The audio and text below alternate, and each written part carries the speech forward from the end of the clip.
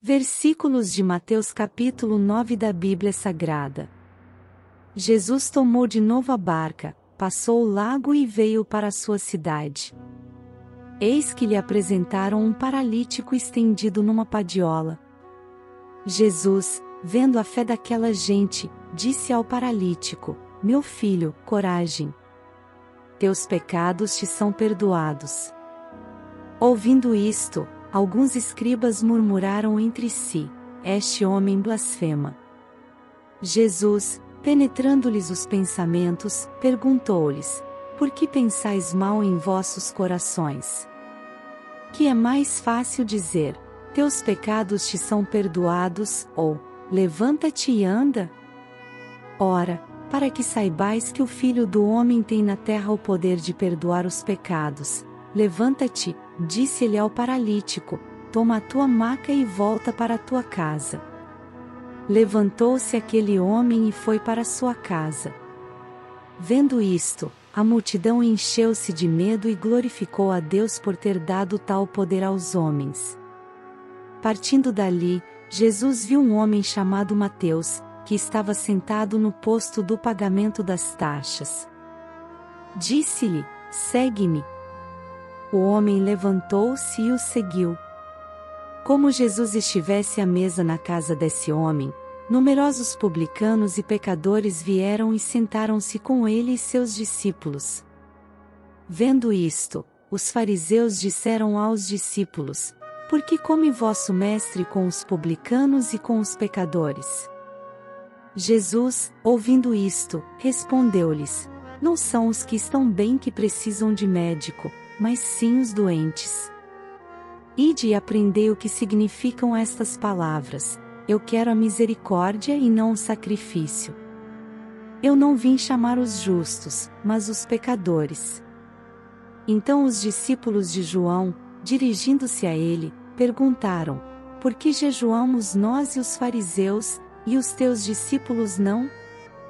Jesus respondeu: Podem os amigos do esposo afligir-se enquanto o esposo está com eles?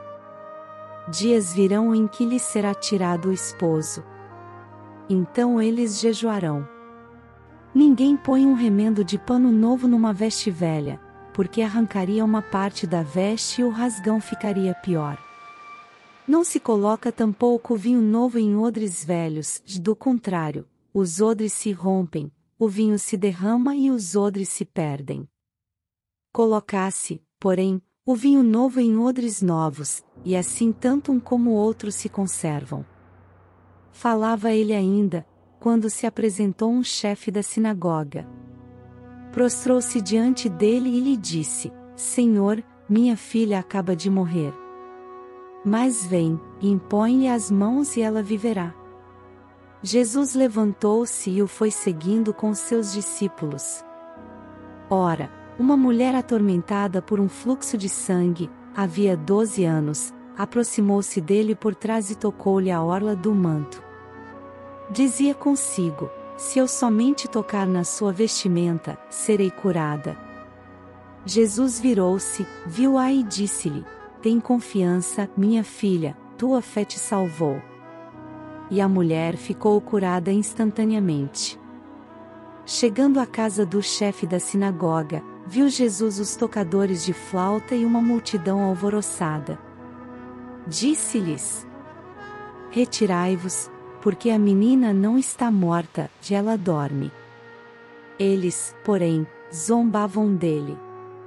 Tendo saído a multidão, ele entrou, tomou a menina pela mão e ela levantou-se. Esta notícia espalhou-se por toda a região.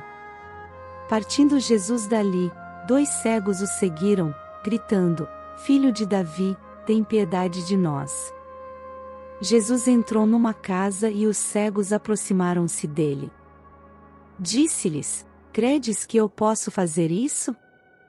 Sim, Senhor, responderam eles. Então ele tocou-lhes nos olhos, dizendo: Seja-vos feito segundo vossa fé.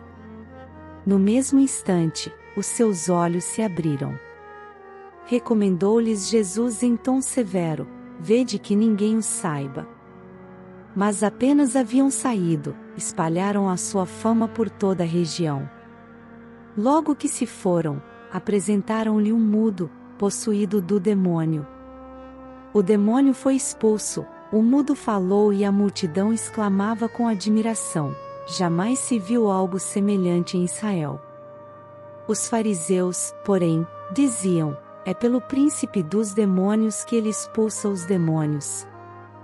Jesus percorria todas as cidades e aldeias.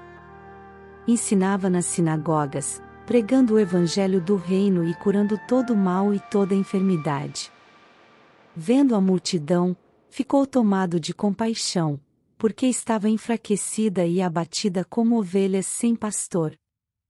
Disse, então, aos seus discípulos: a messe é grande, mas os operários são poucos.